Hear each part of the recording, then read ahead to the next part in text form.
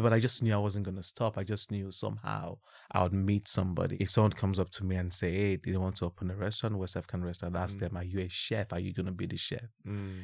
No, I just have because I'm not going to invest. That journey was very, very painful. Yeah. And, because of what I've been through, so I say, you know what, park it first. There's so much that goes into the restaurant. It's the chefs cooking the food, making sure they ensure delicious food and consistency, and the front of house looking after them. How much do you think, if I wanted to start a fine dining restaurant, I want no experience, by the way. Yeah. And how much would I need? You're not defined by where you come from. Yeah. And I think that's a big message that I always want to tell people. Like you have to be able to be uncomfortable. Yeah. Like be comfortable with being uncomfortable. When you grow up in ends, you don't realise it when you're confident, but you have an audacity to do things that ordinarily most people wouldn't be willing to do.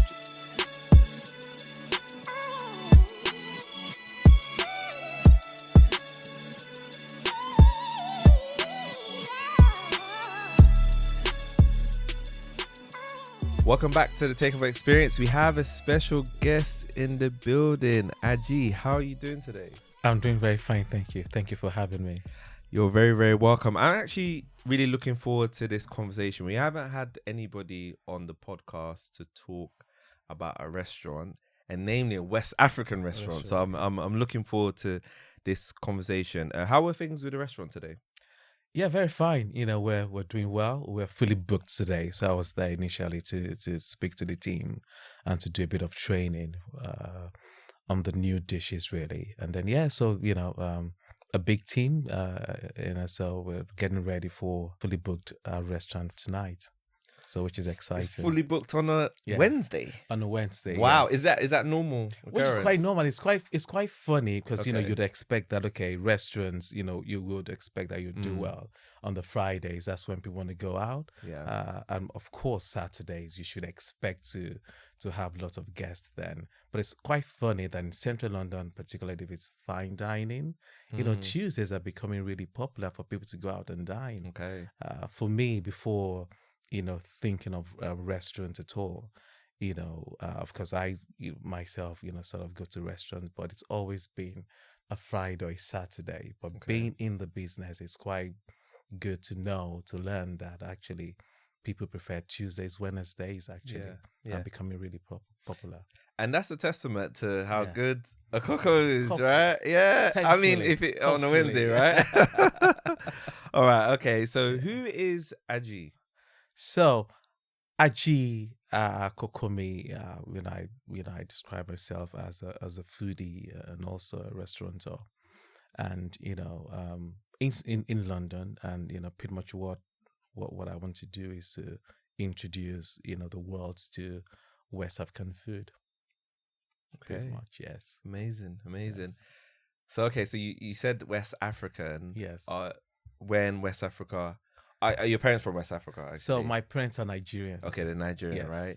Okay. Were you born out there? I was born in Nigeria. You were born in Nigeria. Okay. I'm proper Nigerian. You're proper. So I'm not proper Nigerian. No, I'm kidding. So, born and bred in, I wasn't born and bred there. Though. Born and bred in Nigeria. And I lived there. I only Yeah. came here to live here when I decided to come to do my masters. Okay. And Really? so yeah. Okay. And, before then I'd been coming just on holidays. But when I decided to, when I finished university in Nigeria, I just wanted to do an MBA. Okay. So, and I chose a really good school in Bradford, and I stayed and enjoyed it really. And pretty much since then, I've been living in the UK. Wow. Yeah. Take me through whereabouts in Nigeria were you living? mostly? So, I'm at Ibadan boy. So I Okay. was born and bred in Ibadan. Okay, cool. uh, Talk to me about that. Nigeria. I don't know. And there. so yeah. Nigeria is really, it's my upbringing really, I would say that I really enjoyed it, born into a big family. I think I was lucky to be, my parents are sort of a well-to-do. So my father was an MD of a big bank and then went on to become a senator. Okay. And so, so we lived very comfortably, we traveled the world on holidays. We coming to the UK was just, my parents, traveled quite a lot, and then they would come back, buy things, and then, expect us to study back home. But then wanted all of us to pretty much do masters and PhD in the Okay. Wow. UK. That kind of like a background. So yeah, That's living so in Nigeria interesting. then, hopefully now it's not that bad. I think it's really good. I enjoyed I Wow. enjoyed my upbringing. Yeah. Yes. And I guess as well, like schooling, I guess Yeah. it's hard for you to know, but it would be good to know Yeah. what the school, because I went to school in Nigeria for like Oh, good. 1 year. So that gave me a good Oh, good. experience of Nigeria. But Yeah. from your point of view, it'd be Yeah. nice to know what it was like for you in Nigeria. I think school was good. Yeah. A little bit different from here, though. Mm. I think your parents wanted you to go to school and really learn and come up with good grades. Yeah. It was a little bit strict. Actually, the culture with the teachers was a little bit more strict. It wasn't, kind of like, answering back to teachers. Yeah. You listen to, as you know, Yeah. you listen when the teachers was talking. Mm. You learned everything you were taught. It wasn't really. It's changing now. It wasn't really encouraged to really talk back to your teacher. Ask so much debate here and there. It wasn't that encouraged. It wasn't encouraged. You were just supposed to understand the syllabus, understand what were taught, and then pass your exams. Yeah. And then just move on to the next Wow. grade. Yeah. Pretty much. So yeah, schooling, with friends and all of that was really good. It was, everybody. We're all Nigerians together. Yeah. So we're all friends. It was just pretty much normal and usual. We didn't Yeah. have the extra, it was just, it was good. It was just academic and all Nigerians, Yeah. speaking the same language from the same background. Yeah. Yeah. Amazing, So that's amazing. what it was. Yeah. So you also said that you went right up until university there. What did Yes. you study at So I university? studied sociology, Oh, which my father interesting. didn't like. And as you know, if you know Nigerians, Yeah. your parents wanted to go to school to study engineering Mm. or medicine. Mm. If you couldn't do that, they wanted to at least you could do accounting or law. And Those you are the only can't- four, yeah. Those are, I can't, just, do something, but make sure you pass well, and then go to the UK and just go and do a master's. And pretty much what, I did really.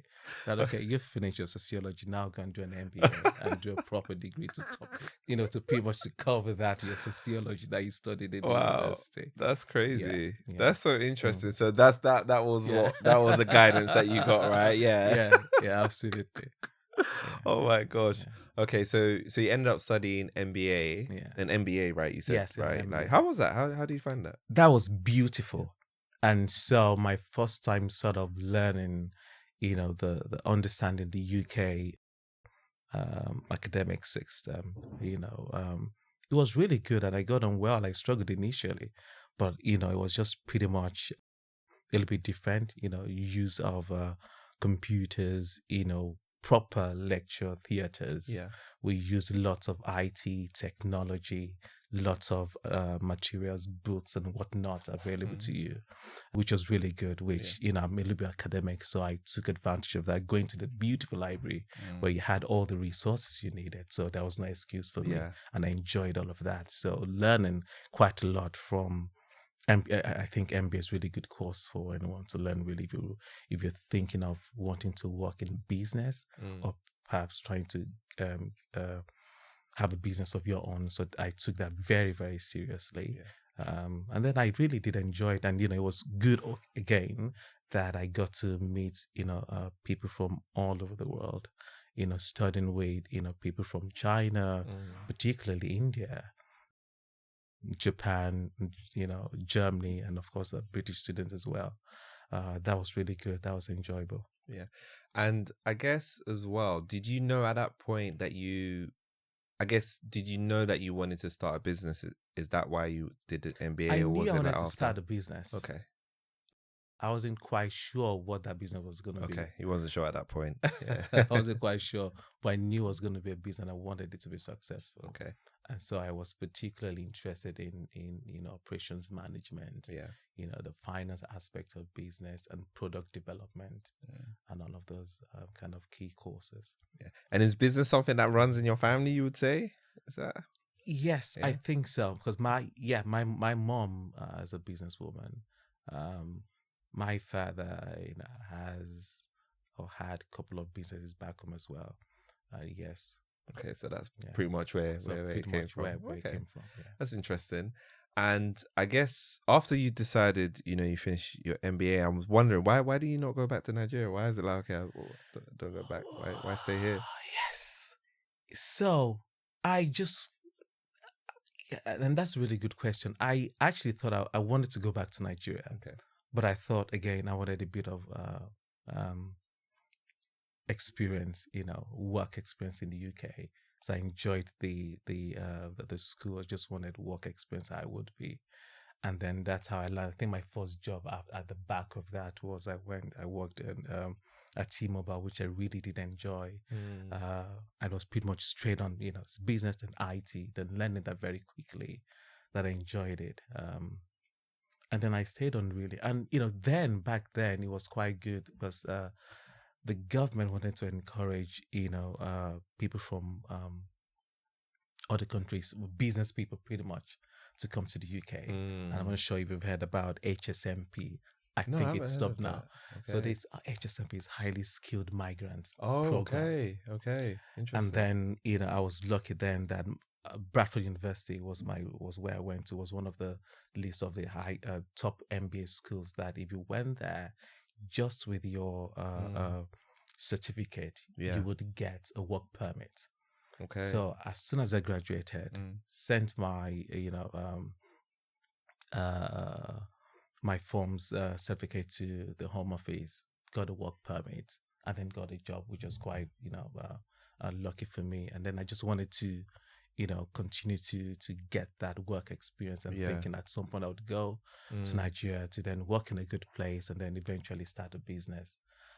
But I thought, that's I enjoyed that. But I thought, why not start a business in the UK? Actually, that's it. Because at that point, I think after 5 years working in the UK and living in the UK, I thought, why not build a business in the UK? And I think I have loads of Nigerians, friends, loads of Africans, wanting to go back to start a business or go and pick up their parents' business. In my own case, I wanted to pick up my mom's sort of bakery and then turn it to one. But no one ever think of having a successful business in the UK. Yeah, fair enough. Yeah. And then I thought, okay, what am I passionate about? Hospitality, restaurant, sort of West African restaurant at that time when I was thinking about it. I thought, I will have a go, Okay. Wow. at making that happen. Yeah. Really. Yeah. Yes, of course, the initial thought was then go to Nigeria. You have, work experience in the UK. You have a master's. You will just do well if you go back home. I thought, I'll do it here. Yeah. You can do well here as well. Yeah. And what was the inspiration for Akoko? So the inspiration for Akoko is actually, Akoko means first. Okay. So at the time I was thinking about it, this was about 2017. I love cooking. I love eating. I like eating everywhere. Yeah. But I was not in West African that was sort of like fine dining. Yeah. And I thought, wouldn't it be nice to have the first? And that this actually really the time. And I think when I started to look at that, pretty much thinking about it and also researching about how to open a restaurant, how to get started, I engaged a hospitality consultant. Yeah. And pretty much helped me through that pretty much that 1 year. We called it feasibility studies, and I wanted to be fine dining, how to pretty much how to speak to the landlords, how to put your pack together. Okay, you have to put a pack together. Oh yes, wow. how to how to sort of landlord's pack, and then there's the business pack as well, Okay. to get funding, and Yeah. another pack for the landlord. Mm. That if I get a, particularly if you want somewhere really good like central London, Mhm. you need that. You need to be able to prove Yeah. that you'll be able to make money, Yeah. and that the business will actually sort of last, Yeah. and that it's a restaurant that the landlord wants in their in their property. Yeah. Yeah. So it was pretty much how to sort of do that, and also what the product was going to be. Mm. So I started working with chefs, pretty much turned my kitchen into a test kitchen. Okay, so you did You it know. personally at So home I did it first. personally. Okay. I even went Yeah. to trick. I like to do things thoroughly. Yeah. I went to Leeds School of Food and Wine to learn how to cook properly, to pretty much know everything about food. Mhm. I started to think about, to look into wonderful suppliers from Africa and the kind of food that we could actually serve that would be delicious, easy to get the produce, and how we could actually also use British produce as well. Mm. And so all of that work really at the same time, developing the core, the food, the space, how I want to look, and also looking for funding. Yeah. And Yeah. making sure, It's a lot and of I big did. things, It's right? a lot of things you have to do Yeah. that, and making sure that I wanted to be in the right area, and also how to get it out there. Hence, researching which PR group would be helpful to help us put the word out there. Wow, that's crazy. So, I was wondering, the landlord part is interesting because Yes. I'm wondering how you convince. How did you convince them that, because you mentioned proving how to make money, but if there's no kind of experience. First, you said you don't have experience. That's one. You don't have the experience. Two, comparables. Yes. Nothing to really compare it to, right? No. So how did you go about convincing them in that case? So, which was not successful actually. So, really? Okay. Thankfully, I had to, with the hospitality consultant that did the feasibility study, and also helped with, got the chefs involved, creating the cuisine, food, and then we did photography. The pack showed the food, how we would get the supplies, the produce, and how the space would look like. We actually pretty much, drew a picture of what we thought the place would be. Something that a pack that they would read and see if this would work in the UK. So funding part, we didn't get funding, but then we then proceeded. We then proceeded to speaking to landlords, which was really tough, and that process actually took up to almost 3 years to find a landlord that would risk that, because they haven't heard of any West African restaurant before in central London, and from someone who doesn't have a hospitality background at all. Yeah. And so they just didn't want to risk it. So that was really, really difficult. That's what I was imagining. And as I'm speaking to you, I didn't even consider all these things. Of course, you consider things like location of food. Yeah. But then thinking, actually, you have to convince somebody, okay, is this business even viable? Where are you getting your food from? How are you making the food? What does the menu look like? What does the building look like? All these kind of things. You're like, you think it's you think it's so simple, but it's clearly not. And I think that's one thing with business. You think, oh, I can do it. Yeah. And then when you start taking one step at a time, it gets hard. You think, you find a way. How can I bypass this? How can I do this? Pretty much. So was pretty much the roadblock there. Yeah. That actually opening a restaurant in central London is not as easy as, we think just starting up a business. Yeah. Why do you think that landlord, I guess, decided to go forward with you? So, I was lucky enough because I've had lots of no's from various landlords. Okay. But I was this particular location that was so amazing. Yeah. Off Oxford Street. It's a good location. It's a good. What can be as good as this? I really wanted that.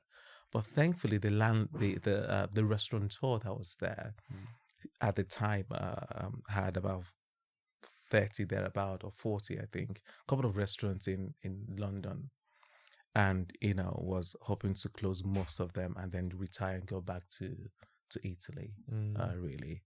and then saw that I was really, really keen that I would do anything to get a space.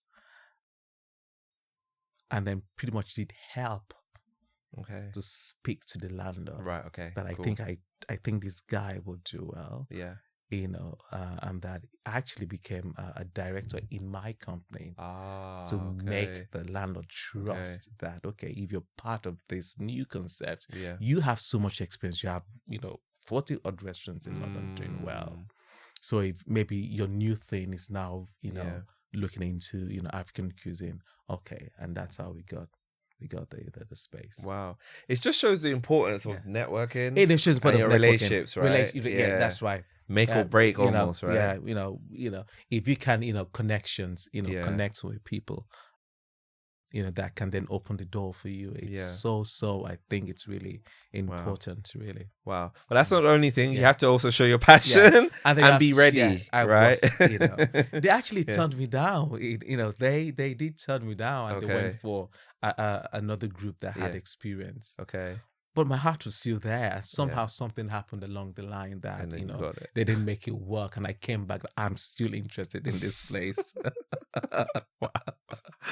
Oh my gosh. So how were you feeling, I guess, during that time when you were waiting on the sidelines? I guess, what were you getting up to at that point? Thankfully, I was still working. Okay. And I was still doing this by the side. Okay. Still cooking, still, still, working with chefs, creating the cuisine, still, trying to build the brand, really. Yeah. But I just knew I wasn't going to stop. I just knew somehow I would meet somebody. I was getting to know lots of people in the industry, speaking to other restaurateurs, asking them how they started, how they could introduce me to somebody. Maybe they would fund me, or if they would just sort of make a way. And I think I just continued in it, continued to do that, really. Okay, that's great. I guess, why Central London? I mean, some people say it's maybe high risk for your first restaurant. So I'm wondering why Central London? Yeah. Because Central London, everyone goes there to eat. It's just it's always packed. There is the traffic. There is, I think it also motivates you to just want to do something extraordinary that that suits that market. Those are the people who spend well in Central London. Yeah. It will be seen as a serious business. As Central London to get the big spenders, really. Do you know what I mean? So and then I just wanted to do something then really superb. Yeah. Something really good that was worthy of people coming to spend lots of money. Yeah. Okay. Yeah. And you couldn't be, I suspect you couldn't for West Africa, you couldn't be anywhere else but Central London. Say, this is the location, first the location, and this is the concept, and this is where we get. And so people would quickly think, okay, and exceptional chefs cooking good produce, and then so I felt that I believed that would work. Okay. Yeah. That makes sense. I think, with Central London's, I think, like you said, everybody goes there, right? Everyone, and I think if it's a high end, that's right. That is the pinnacle of all that, fine dining. It's so food, funny. Right? By the time you start knowing, people in London, there's some people that just won't go anywhere else. Yeah. Other than in that Central London. Yeah, it's true. Yeah, especially for special occasions. For special occasions, birthdays, anniversaries. That's where you're looking. You're not looking in any of it. You're just there. It's just there. All the restaurants are there. Yeah. All the other cool restaurants are there. Yeah. Yeah. I was wondering, in terms of the menu, was it? Did you define the menu first, or did you look for a chef and then they helped you define the menu? I started to work. Good question. I started to work with a proper Nigerian chef, just not a professional chef that works in kitchens, just to understand the West African techniques. Got recipes from aunties, moms back home, and then I started to work with proper Nigerian chefs. Yeah. and then engaged a proper professional chef that works in the kitchen, and then all three of us working together. Okay. That how might we, cook Yeah. this sort of professionally. Yeah. How long did it take you yeah. to make your first menu? You can't believe that it's sometimes when I look back at my first menus, I just laugh. Oh my God, what was I thinking? Well, do you think they're not good? They weren't good? I think they're just terrible. What was I at least thinking? you launched and you improved exactly. on it, right? And I think thankfully, we had, up to 2 years to practice. Yeah. And we then had taste parties at home. Yeah. Okay. So you're doing tasting. Tasting to know that what do you Okay. think this tastes like? Yeah. Particularly plating. Mm. How would we plate this to appeal to people? But still want it, and even that process is not even easy at all because you have, fine dining chefs that work in fine dining their lives. They just really think of French techniques. Yeah. And I say it's West African restaurant. Yeah. I want it to be I want it to look good. But I think I just wanted a bit of this was the period we're trying to envision what fine dining West African restaurant food would look like. Okay. So you're creating something kind of new that maybe kind not of new been done before. that had not been done before. Okay. Yeah. So I didn't want it to be sort of with flowers and all of that stuff and everything. That would, jollof rice was just a bit of flour. I didn't want it to exactly, particularly jollof rice and inside. I didn't want it to kind of like look like. I particularly felt that, West African food cooked properly, small portions would look good without over decorating. Okay. Yeah. So it's just that balance. Yeah. Pretty much. And what would make the menu? What should we put on the menu? Yeah. And all of that stuff. And so, till we then found a structure, the initial structure, the second, then the sort of the fourth structure that we think works. That's what we have in the restaurant right now. Okay. And that structure then keeps on giving. Okay. That's the right structure. Yeah. That's the structure we think would work. Okay. Would also make sure that we are able to get the produce. Yeah. We're able to easily get it from all of the best suppliers from Africa and also in the UK. Okay. And it's then easy to to cook with. Yeah. How did you go about finding your chef? I guess because that must have been another challenge as well, right? To know, is the person I'm reaching out, are they even good? Yeah. Do they even believe in my vision? Believe in what I'm doing? Here. Yeah. Yes. That is still the biggest that's sort of the biggest problem for particularly if you're a restaurateur and you're not a chef. And also I think part of why it was really difficult to get funding. And I think now if someone comes up to me and say, hey, they want to open a restaurant, West African restaurant, ask them, are you a chef? Are you going to be the chef? No, I just have because I'm not gonna invest. Even now that I feel that I can invest. No. That's so interesting. That was the hardest thing ever. Okay. And I think I've found some people, lots of investors that would have been interested, but you're not going to be cooking. Yeah. That's the biggest challenge. Okay. That's the really, really, really biggest challenge because it's very risky.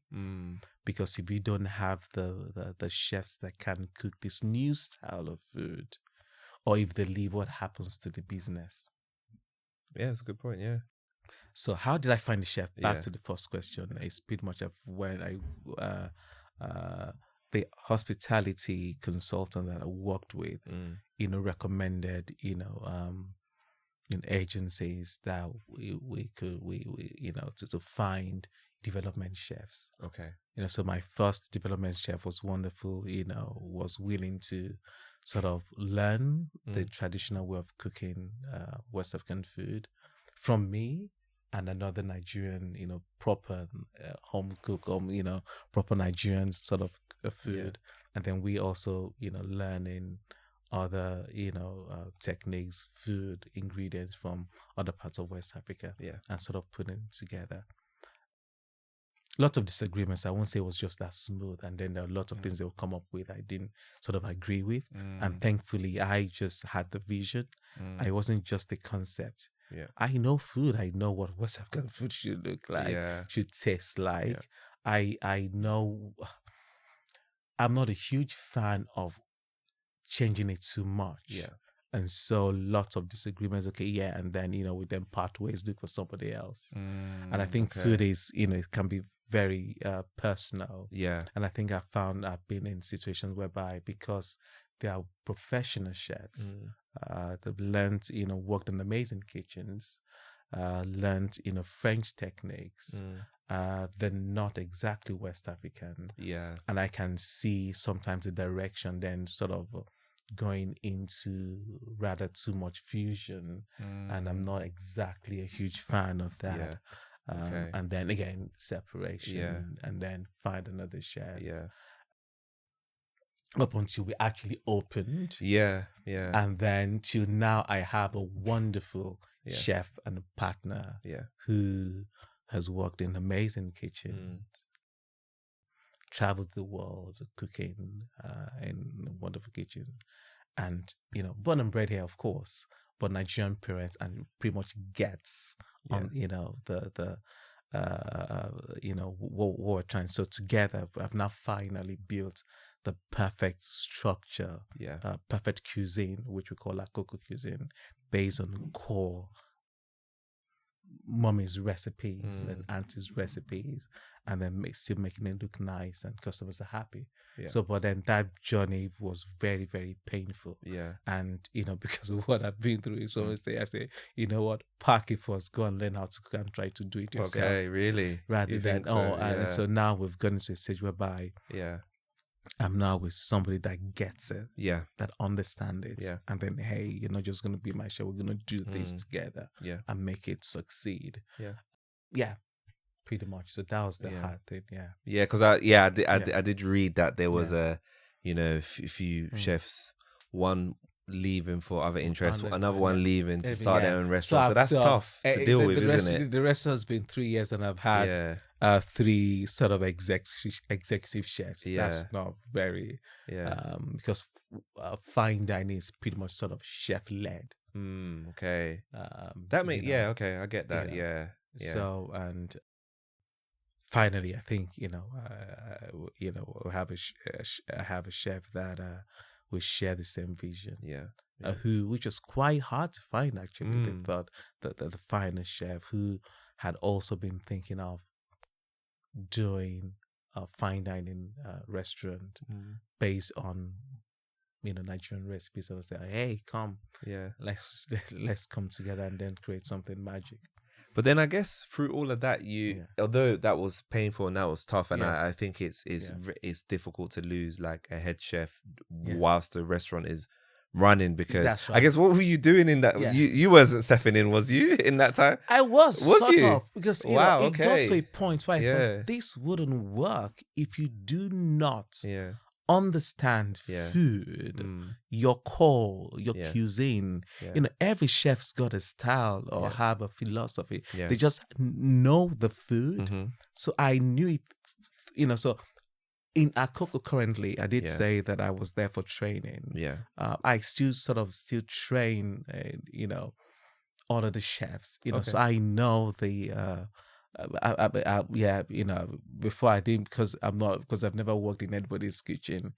So I'm sort of shy to call myself a chef, but I can cook well, and I understand food. I can sort of even cook fine dining food. Even though I'm not in kitchen cooking all the time, so I'm this person that can then offer ideas, guidance, and most importantly, West African food knowledge to our chefs to chefs that are experienced working in amazing kitchens, Michelin-starred kitchens, good kitchens, working with English produce techniques. Then I can then show West African techniques.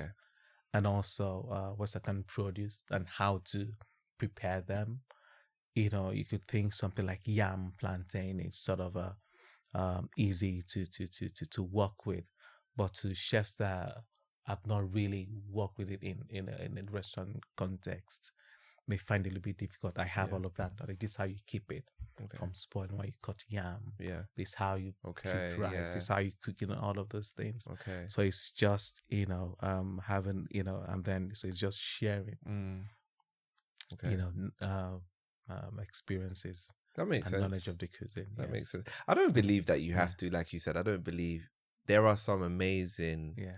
cooks Yes. in my family, I'd say, Yes. that are not chefs. Chefs, yes. But they could be if they wanted If they to wanted be, to, be yes, fair. There that's are some right. people that are that good. So Yeah. I do get what you're Yeah. saying. I was wondering, so it's like a tasting menu. So It's a tasting menu, six course, 9-course tasting menu. Yeah. Well, I guess, why did you go down that approach rather than the whole, most A la restaurants a la carte and stuff like that? Yeah. Yeah, I think because we, most sort of fine dining restaurants are tasting, not even a la carte at all. One. And also, we don't, because it's sort of a new cuisine, and then we feel that people struggle trying to, what to order, what's that? I don't know, Okay. So just give them that freedom. Sit down and let us just entertain you. You don't have to worry about what Very you're gonna, smart, yes. what is, Edika icon there? What is jollof rice and goat? You don't know what, Very that stress true. of, Yeah, just I did not think about just that. Yeah. let them taste. It's a tasting, taste everything, Yeah. taste all the parts of Africa. Yeah. Pretty much, and so that's really helpful. Otherwise, it was a la carte. People wouldn't really know what to order. Yeah. Yeah. When you put it like that, that's Yeah. ingenious. That Yes. is very ingenious, because you're right. Because I think a lot of people want to try different food, especially Nigerian, Ghanaian food. Yes. Like you said, food from Africa, and they just don't know what it is, right? Yeah. So it's very, like you said, it's difficult. So I do like that. Wow, that's. I guess when guests come to a restaurant, what kind of food can they expect? You mentioned a few. Yeah, so they will expect etor, Yeah. which is What a is Ghanaian etor? which Yeah. it's a Ghanaian yam, Ghanaian yam or plantain Okay. croquette, and then it's typically served with boiled egg and avocado sauce. Oh. So we've turned that into a snack instead of a really large egg. So we've used quail egg for it. So it really looks pretty. It's sort of one bite. Wow, so we've that done sounds ours amazing. with plantain, and that's the first snack you get to eat in this current menu. Next thing, from Ghana, you go to Senegal. There's something called a dish called saucy yohos. Okay. It's pretty much mussels and tomato soup. And then you have that.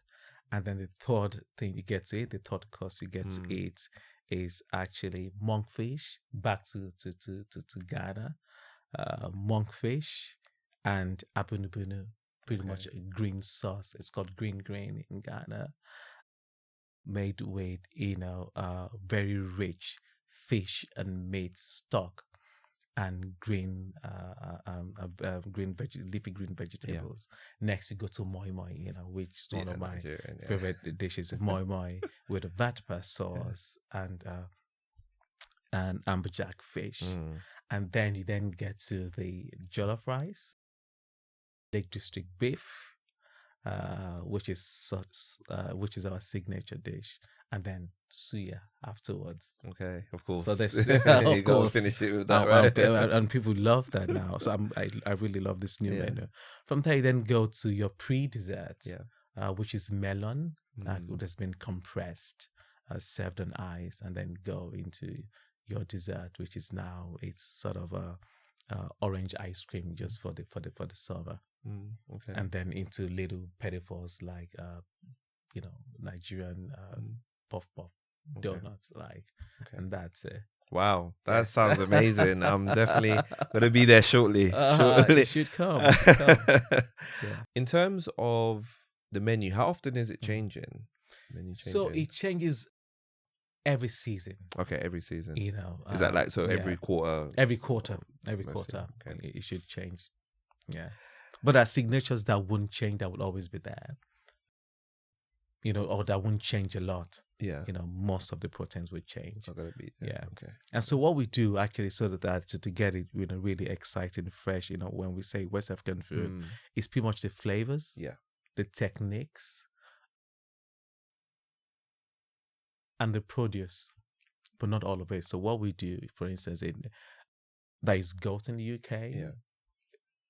So we don't necessarily need to bring goat from Africa. Yeah. There is lamb here, so we use the wonderful British produce. Beef from wonderful farmers. Vegetables here. But what makes it unique is our technique. Technique in cooking jollof rice. Okay. Particularly technique of making moi moi wonderfully well. Of the proper African soups and sauces, we only make sure we purees to make it smooth and silky. And then another thing that we then get from Africa are things that we feel can travel. Yeah. The wonderful spices. Okay. To make our own suya spice. Yeah. The grains of selim, the grains of paradise, the ehuru, uda, so on and so forth. Yeah. From a wonderful supplier that brings them for us every time. Wow. And then that's what makes our food, Wow. And of course the Scotch bonnets, the chili peppers, to give it a little bit of kick. Get that from Africa as well. Yeah. From Africa. Yeah. And it's good. You can pretty much go to village, go to markets and get them. So so that's not really hard to get. It's just those spices. Yeah. Really. Yeah. And I guess for the supplies, right? That's so interesting. Like, was this like, did you kind of build your relationship with your suppliers like over time? Over 3 years. Over time, over 3 years. Actually, the suppliers for the spices, we were using them even when we were in the test kitchen in my flat. Yeah. Right. Okay. Yeah. Okay. So so they, which is quite funny. They have a wonderful farm back in Nigeria, and the children school here. So every time they come, they bring loads of useful spices for us that can keep well. Yeah. How did you find them? Your suppliers? Instagram is really wonderful. okay. So you're doing wonderful. Instagram. Oh my god, it's wonderful. The kind of things you find on Instagram. Yeah, suppliers. People. Okay. Instagram has been so helpful for the business. Oh really? Oh yeah. That's so interesting. I've never heard anybody say Instagram. Oh my god. Oh yeah, Instagram. Yeah. Suppliers. That does make sense, to be fair, because it's visual, right? You can see the visual, so then you can and test then just it after. DM them, and then immediately they reply back to you. Okay. Oh wow. Yeah. That's crazy. Yeah. So okay, so you launched it was 2020. 2020, yes. Yeah, 2020. We were going to launch in 2019. 2019, but it was delayed. It was delayed, yeah. Was the restaurant profitable in the first year, from your perspective? Oh, that's a very good question. I think what people say is that restaurants are not exactly profitable the first year. Yeah. The cost of you've just built the space and which is big capital, hiring and all of that, but I think, was it successful the first year? Yes, because we were always having guests to feed. Yeah, of course. You then pay back. You pay your rent. You pay. You've spent thousands. For renovation. You have to pretty much make sure you're paying that back. Really. Yeah. So first year you can be successful the first year, but not necessarily.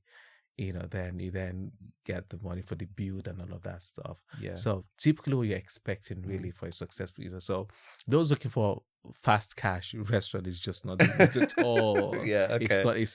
It's a passion project. Yeah. Okay. It's a super passion project. Yeah.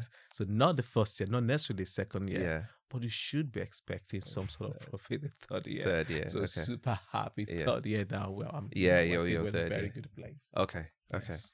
Yeah. That's interesting, because actually what I wanted to ask you, like, in terms of like profitability, and is there like an ideal occupancy rate? I think that's what they call it, right? That you have to have for the restaurant. So like today you said it's completely booked out, right? Yes. What is it? Is it like 50%, 60%? I don't know. I'm just like curious. For instance, we call it covers. Okay, covers. So yeah. Every day our covers, so that's the number of chairs, number of people, so we can sit for a fine dining in that space. Even could squeeze about 40 people, but for a good space. we've reduced it from 40 to 35 now. Okay. 35 people, 35 covers, chairs. Okay. And then we are, we are happy to, most of the time, particularly every Saturday, every Friday, now Tuesdays and Wednesday, we're always having 35, Okay. 34, Okay.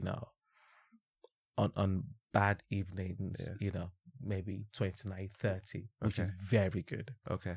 And that covers most of the what time. covers the cost? Is it 35 or is it 35's profit? What covers the cost really? If you have 20, really good spenders. Okay, 20. Okay, Yeah. so 20, and then everything above that is basically profit. Anything above that, Okay. exactly, That's so that's you're which is good, not very bad, good place there. which is a very good place. Yeah. Which I actually think we're lucky, really. Yeah, to be honest, to be quite honest, Yeah. for a cuisine that most people don't really know. You must be quite daring to. Oh, where's I've not tried that before. Okay, let's have a look, and then you come there to spend, which is really good. Yeah. And it's not that cheap. Yeah. It's not really cheap. Yeah. So yeah. I guess that's a good thing with it being fine dining, because And I think being fine dining Yeah. and the fact that it's not exactly walking.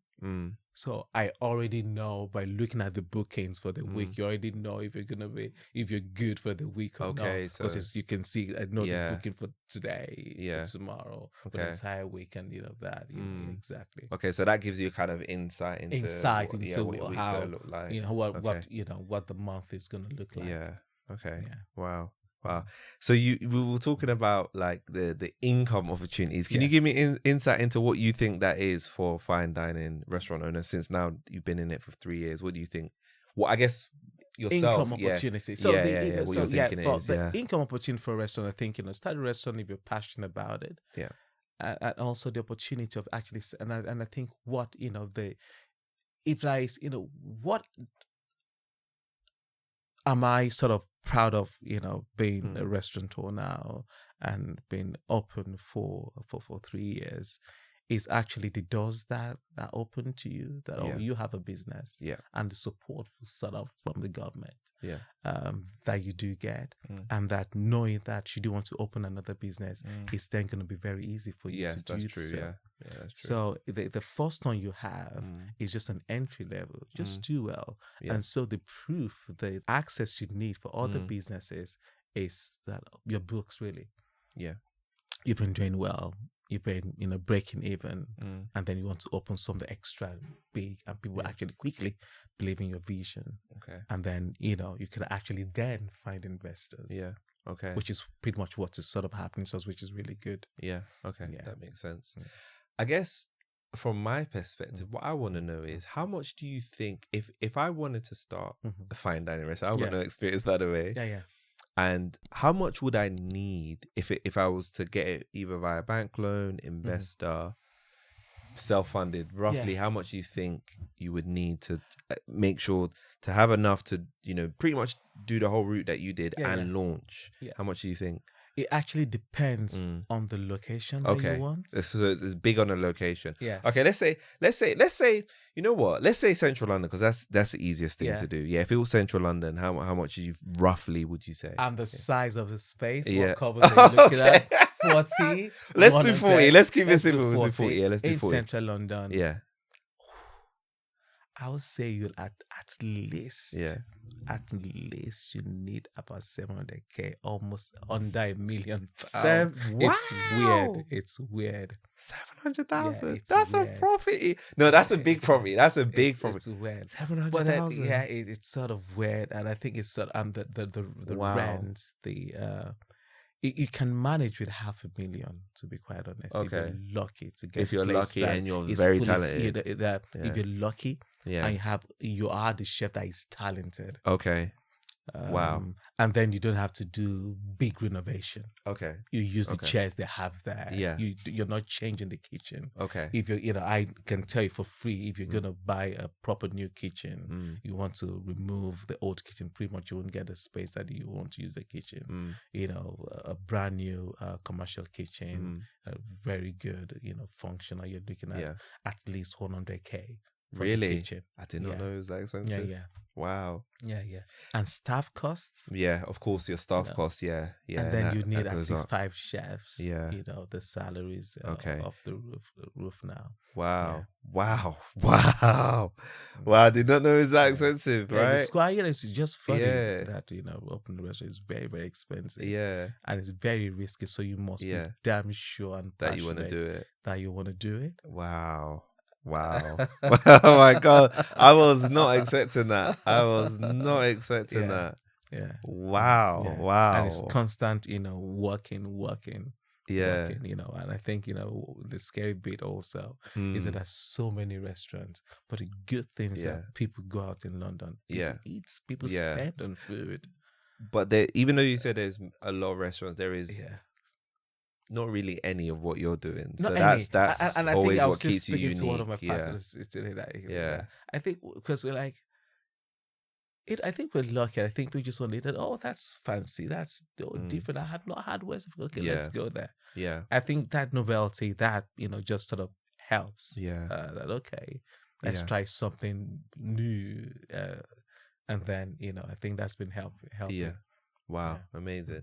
On the outside, to guests at your restaurant, everything obviously seems to go smoothly. Yeah. And I had my wedding recently, and to the guests, everything seemed to, that's a great wedding. But obviously, behind the scenes, there's things that we wanted that aren't quite that. So, I guess what goes behind the scenes to get to such a high level? Mm-hmm. What goes behind the scene is actually you've been able to come up with smart and food that customers want to eat again and rate and give you good reviews. What goes into making that happen? The team that you need. Okay, but, so what goes behind the scene would be, and I think starting a restaurant, you think, I'm just going to cook good food and then that's it. Yeah. But guess what? I think my biggest sort of challenge, that, people never really think about is actually you're dealing with people. You have about up to 20 staff, hiring, getting the right people in, making sure they work well, making sure everyone is delivering, making sure they're getting on, making sure they're doing their jobs. That's, in my opinion, I think that's the hardest bit. Making sure they're motivated, making sure they have the knowledge of what you're delivering and doing it quite passionately. Yeah.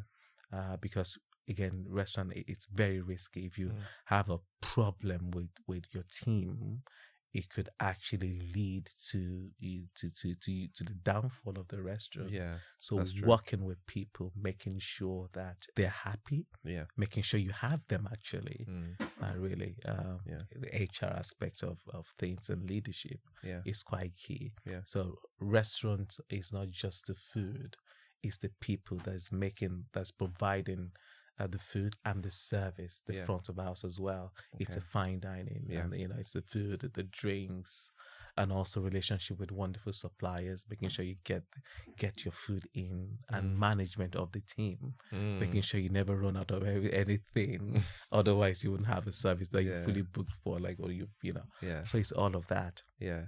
Do you feel pressure amongst all of that? Oh, yes, I do. Yeah. I mean, you seem very calm. Oh, I have no choice.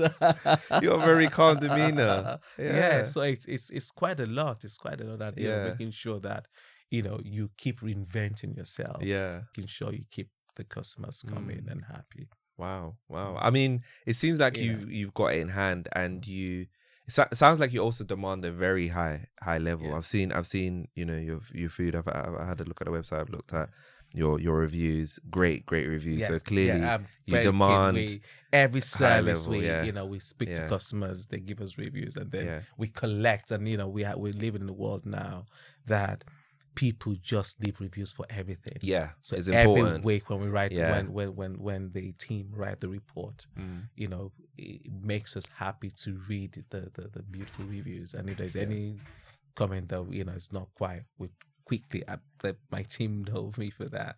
Let's fix that. They didn't like that. What did we do on that day? And then we read reviews to make sure that we get ourselves in order. Okay, Yeah. so that's Yeah. that's obviously clearly very, That's very important to you. That's very important. I mean, to it's good that is, because you know what? I'm one of those Yeah. customers. I'll tell you for free. You're right. 3.5. I'm not going. I'm not going. I'm not going. Oh, thank God. I'm Yeah, a so top customer. oh, I good, am very really? on my reviews. Yeah, Oh, yeah, good. yeah. That's what I'm like. Our That's reviews what is I like. wonderful. So, Yeah, it which is. is good. Yeah, I mean, yours is. I wouldn't even say wonderful. It's exceptional. Yeah, it's exceptional. I mean, it's So, like, almost at 5. yes, It's crazy. Yes, Yeah, yes. it's I like it. amazing. So that helps. Yeah, it really does. It really Yeah. does, because it's what Yeah. we because how we'll know if we Yeah. want to, if we've never found out about somewhere, we don't know somewhere, we're relying on other Oh, the people that have guests been to there. tell us, okay, what Yeah. was the experience like? Yeah. If they say it's great, we're like, okay, Yeah, okay, we're I willing have to to go there. take the chance. Is it? You know, Yeah. I think it's good on one hand, but I feel Yeah. like I feel bad for the restaurants that maybe they've Yeah. begun and They've got- now yeah. they're good, but Yeah. they're maybe their reputation, you know. So I do feel Yeah. it's a cutthroat industry. I Yeah, think it is. It is. It can be.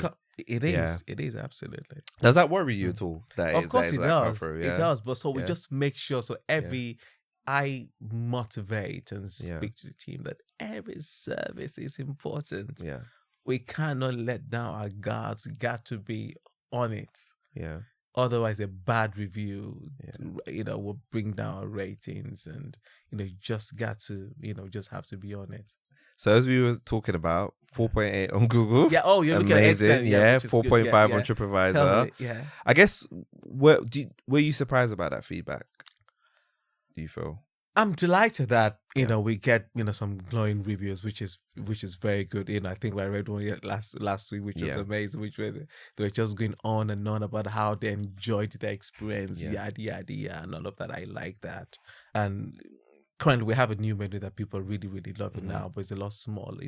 It's a lot smaller, but a lot more West African technical, amazing flavors. Yeah. But then people are enjoying it so much, and they go, Yeah.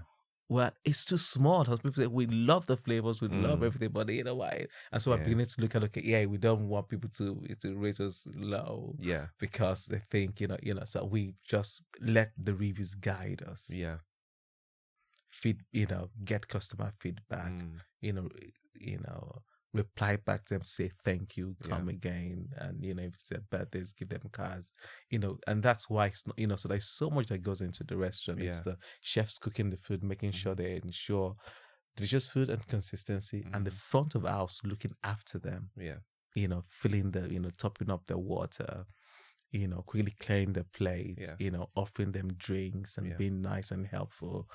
Space is clean, the toilet is super clean, and all of that. Yeah, it's super important. Yeah. See, this is how I know. This is why I know why you've got such a high rating. Yeah. I guess I also wanted to understand. Obviously in the current environment, we keep on talking about cost of living crisis, inflation, supply chain issues. Probably has had an impact. To your business as well. But I guess how are you managing to overcome it? I know obviously we're all still dealing with that, but how did you kind of manage to overcome that?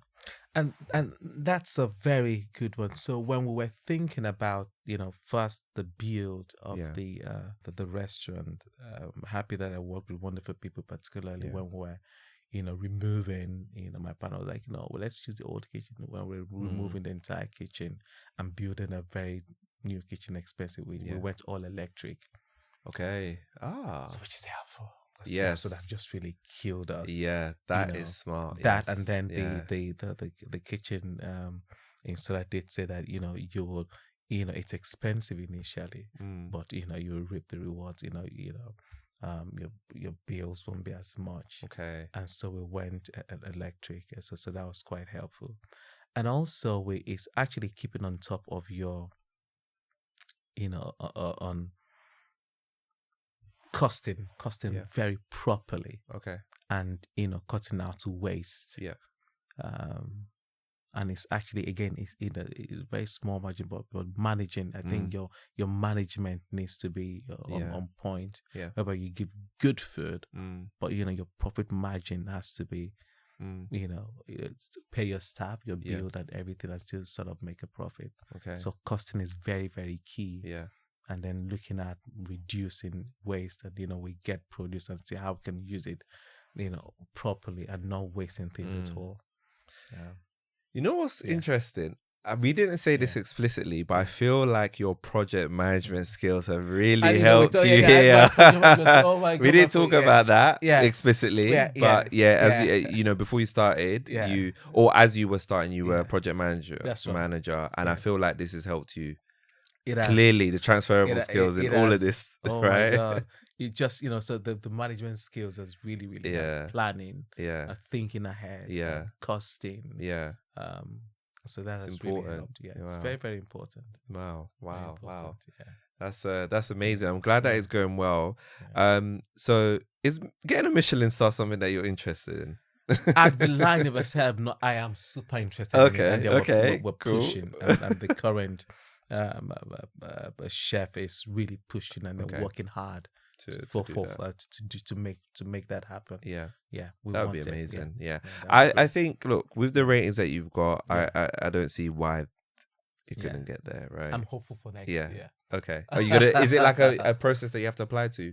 No, they just come. They just come. Yeah, they've been. Okay. They've raved about it, but then you need to you never know what they're looking for. Right. Okay. You just need to keep. I think consistency. Is one of the things they're keen about. It's just that consistency of exceptional service. Yeah. Cool. So you've worked hard to get to this level, and obviously I feel like you've had great success with Akoko. But from your personal view, what do you think are some of the habits that you've developed to help you get to this point? I think that the most important habit is not giving up, because it's not one of the it's always encouraging yourself when things go wrong, and things and never giving up, because things just always go wrong. And like, okay, this is it. I think I'm done. I'm just gonna keep up. It's just always consistently, pulling yourself back up and believing that I will make this a success. Because people would tell you, even when I did the feasibility studies and learned about restaurants, that it's hard. It's really difficult. Tight. Profit margin if you're not careful. Yada yada. But it's just you just believing that I want to go into and I want to make a success out of it, and working each day, thinking of how you do better, thinking of surviving really. And it's been 3 years, through COVID, we're still here, and so still pushing and making, not giving up really.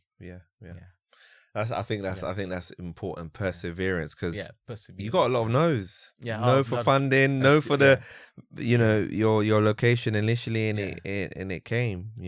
Eventually, right? So it's God's timing. I believe, right?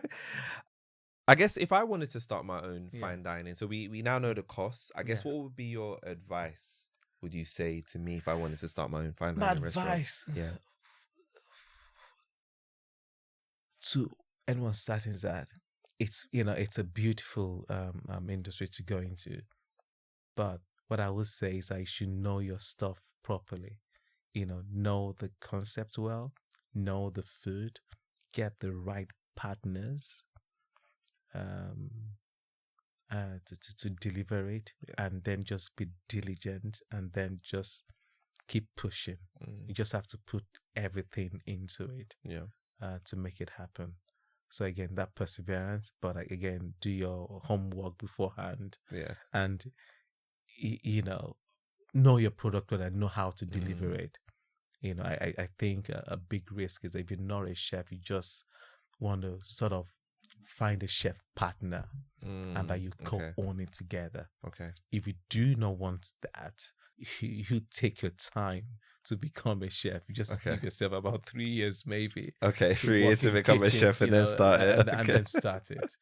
Otherwise, partner with somebody that you believe in their abilities, capabilities, and then do it together. So you can do the front of the house, you can do the back, the vision, speaking to the landlords, getting the funding, and then they do the cooking, but you both need to. It's crazy, because I feel like your journey has been such a tough one on you. Very tough, but you've been you persevered, but you've also developed and learned so much from it. I'm sure that if you were planning to launch another restaurant in London, Yeah. you kind of know you've got I first of all kinda- you've got I all your just gotta- relationships, yeah. you've Yeah. developed so I've much from learned it. from my mistakes. Yeah, Yes. yeah. Gosh, Yeah. what would you say some of those mistakes that you made were? Do you think? I think that the mistakes pretty much, even though I tried, to do a lot of feasibility studies and Yeah. everything, so just that lack of experience. Okay. So if there's any regrets that I didn't go to work in kitchens to sort of Right. Okay. cook myself, Mm. one, and also the cost of things. Now you know better, more suppliers. You just, because it's your new project, you typically tend to overspend Yeah. on everything. Mm. Now if I was to open another restaurant, I wouldn't spend on the build, on the branding, I won't on all Okay. of the other things, pretty Yeah. much I'll know what I need immediately. You don't think that's important, like branding and stuff like that immediately? I Okay. know who to go to. Okay. I just know how to put it to you. So Yeah. I spend a lot less. Yeah. A lot less. Yeah. A lot less. It's like what we say, That- because we yeah. both come from the Yeah. the technology IT Yeah. world. Is Yeah. like the MVP, the minimal Exactly, viable yeah. product, like Product, doing yeah. that a bit Yeah. cheaper, right? Yeah, a and lot then cheaper. just launching and Yeah. then trying to You develop. can, Yeah. pretty much, it'll be easy for me to Yeah. choose staff. I would know Yeah. which, from interviewing them, I would know whether they're good or not. Okay. You have more experience, you have more ability to lead a Yeah. team, Okay. easily. Yeah. I think you get into the industry, I think you'd find that most business people are really strict and, a little bit bossy. Yeah. But then if you're starting, you still just know. But now you just know how to lead a team. Yeah. Now you just know how to get the best out of people. Okay. So how to just deal with suppliers, how to deal with staff, all of that. You just a little bit more confident. You just have this just weird, and you just call it experience. Just some things, instinct. Yeah. I think let's go for this. Let's go for Yeah. yeah. Okay. Yeah. Yeah. And And you that spend a lot less. You don't spend as much. You're definitely hammering And it then though. actually, yeah. when you start with, it's so Yeah. funny with suppliers also. If you've not had a restaurant before, it's a new business. Yeah. You pay more. Okay. Well, they charge you more because Yeah, they don't charge know you more. you. They just don't know you. trust just and in stuff case like you that. close and then you run away. Right. and just, Okay. Okay. But now that you Yeah. you don't Yeah. have to Yeah. pay the Yeah. the huge deposits and Yeah. whatnot. Yeah. The barriers to entry are Yeah. clearly high, right? Say it again. I said the barriers to entry are clearly high. for the business, Yeah. But I think that's the thing, is to get into business. It's Yeah. so hard and almost It is. impossible. Yeah. Once you're there, just keep Just keep going. Just yeah. keep going. Wow, Just wow. keep going. What plans do you have for Akoko? I guess what your future plans? Oh my God, yeah. I have wonderful future plans. Okay. But I amazing. think I'm just and I have sort of ambitions. Okay. But I think when they happen, I'll let you know. Okay, 'Cause I cool. think I'm this kind of person that's okay until you've done something. Okay, when we do You know, it, and then we'll have you on episode and, we can talk again, about and then it. talk Yeah, about it. definitely, Yeah, But then I think which is good because you're in it now. Yeah. Just do more, because then doors, honestly, I would say doors will then open to you for various other new projects, and then people actually listen to you and respect you and want to back you. Once you've gone into it, which is good. Yeah. And then it's then for you to then take advantage of it, which route you want to go. Yeah. Is it more restaurants or more sites, or one just getting better, or just products of the back of one restaurant, so that lots of other avenues. Yeah.